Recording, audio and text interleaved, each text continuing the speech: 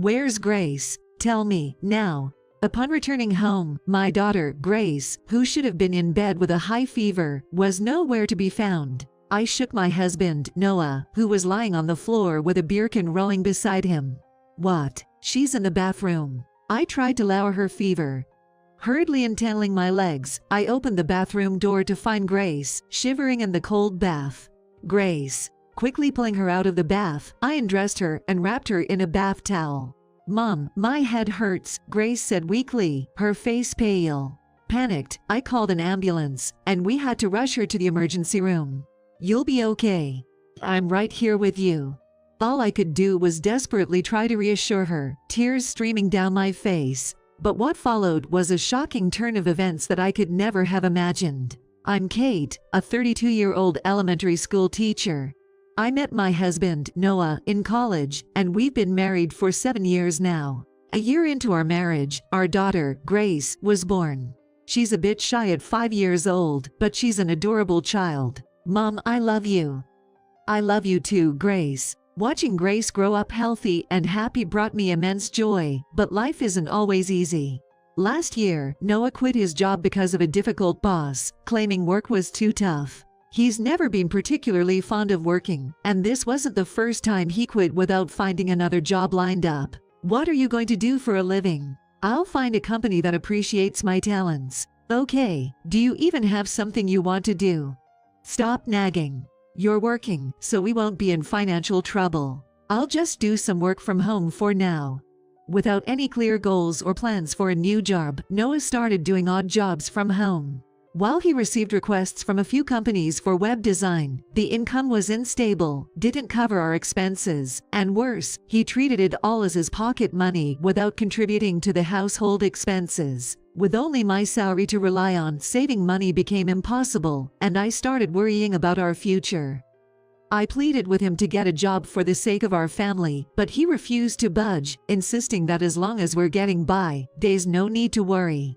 While I understood that his work-from-home setup was still a job, I couldn't overlook the fact that our house was turning into a mess.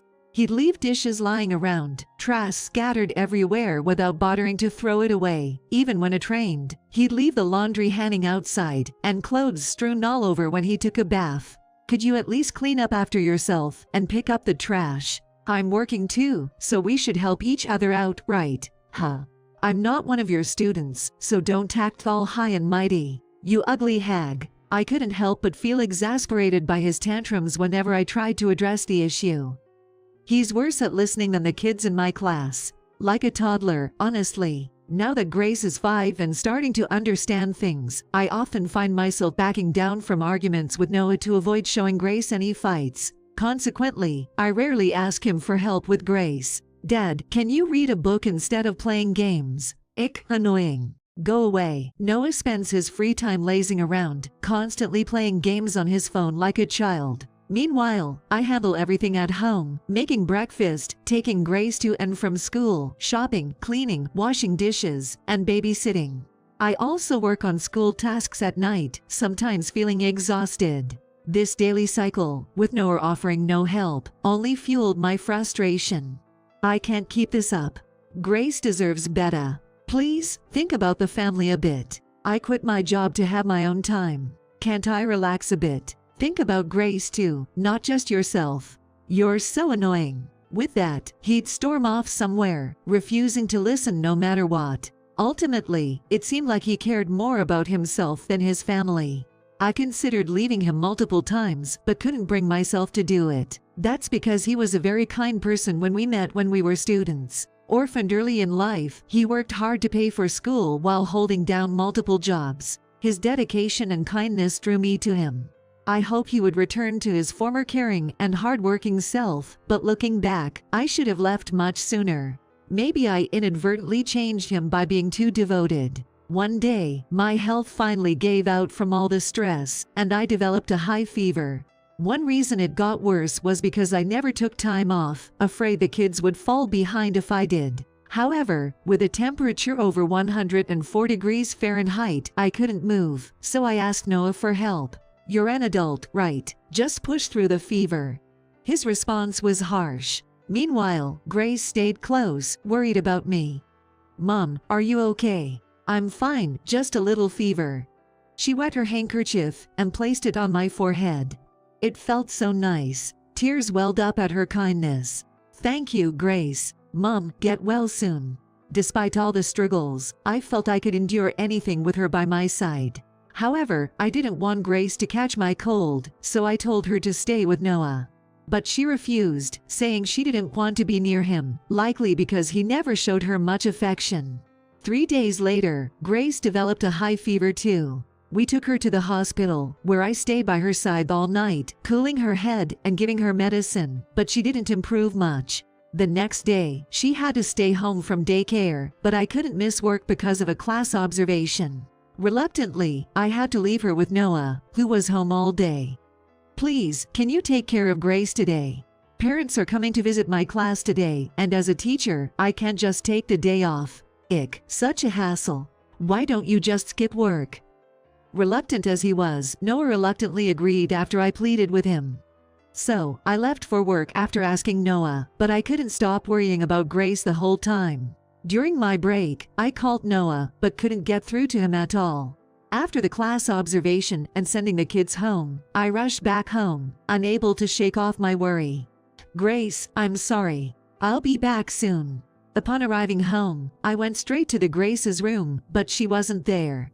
When I checked the living room, I saw Noah casually sleeping on the sofa, with a beer can on the floor beside him.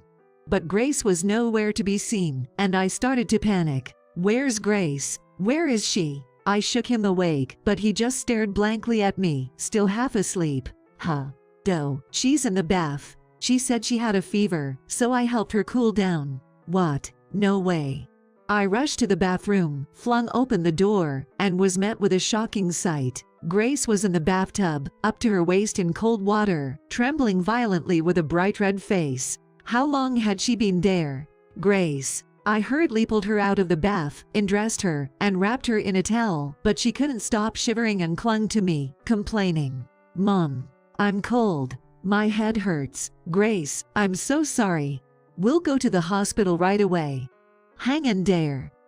I immediately called an ambulance, but I felt like it took forever to arrive, although it was probably only about 10 minutes. I regretted leaving Grace with Noah, but it was too late for that now. There was no turning back time. When the ambulance finally arrived, they rushed Grace, who was delirious with a high fever, to the hospital. Meanwhile, Noah, still lounging on the sofa, muttered, "She's making such a fuss." In the ambulance on the way to the hospital, I desperately called out to Grace, "You'll be okay.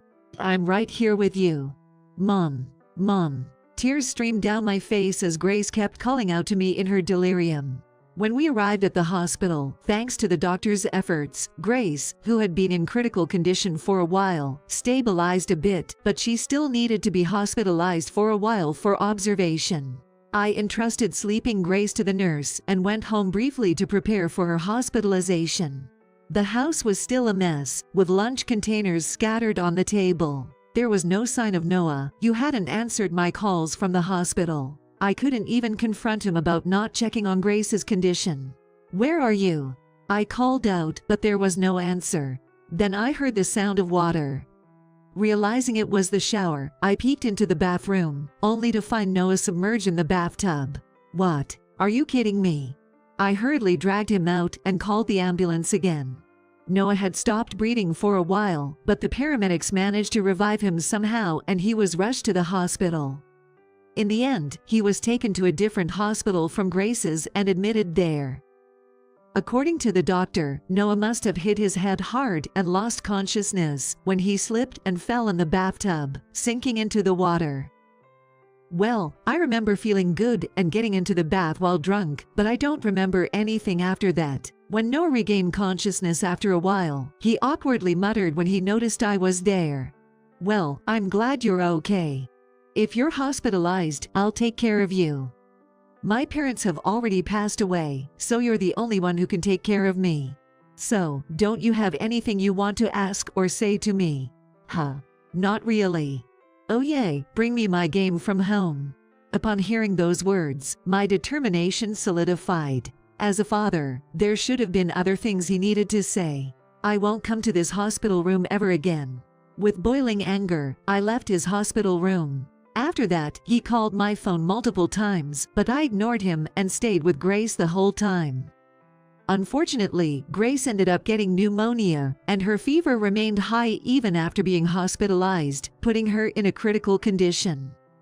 It was clear that Noah exacerbating her condition by putting her in the cold bath. After a week, she was finally able to leave the hospital, but instead of going home, she and I went straight to my parents' house. After hearing the situation, my parents were furious with Noah and advised me to divorce him. My parents loved Grace dearly, and finally, I was able to relax a bit. However, about 10 days later, Noah, with a flushed face and visibly agitated, burst into my parents' house. "Kate, what the hell? You're not even taking care of me while I'm sick, and you ignored my calls. Unforgivable. Why should I have to take care of you, who abandoned both me and Grace? I was hospitalized. Well, I thought you could tough it out like an adult. When I had a fever, you didn't do anything and just said I should power through it, remember?" That's unable to come up with a retort to my argument, he glared at me fiercely. "When we get back home, all your and Grace's stuff was gone. What's going on? I'm divorcing you." Actually, while Noah was in the hospital, I had movers take all of mine and Grace's belongings to my parents' house. I don't need a husband like you. What? You? Are you trying to take Grace away from her father? That's rich coming from you. Grace was in real danger because of you. Yet, you didn't seem to worry at all, did you? I was in danger too, you know. That's your own fault, so she doesn't need a father like you. In fact, it's better if you're not around. Seeing that I was speaking so decisively, Noah seemed flustered, but then he flew into a rage, banging on the table. "I don't agree. So, we're not getting divorced. Do you think you can get away with treating us like that? If you won't agree to a divorce, I'll sue you." As if there's no evidence that I did anything wrong.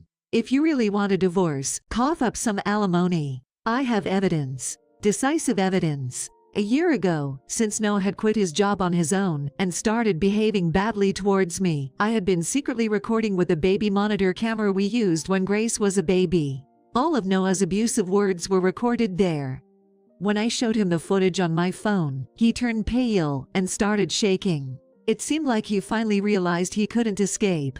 "I'm sorry. I'll change my attitude, so please don't talk about divorce. It's too late for that now. Sadly, I can't trust those words. I can't live without you.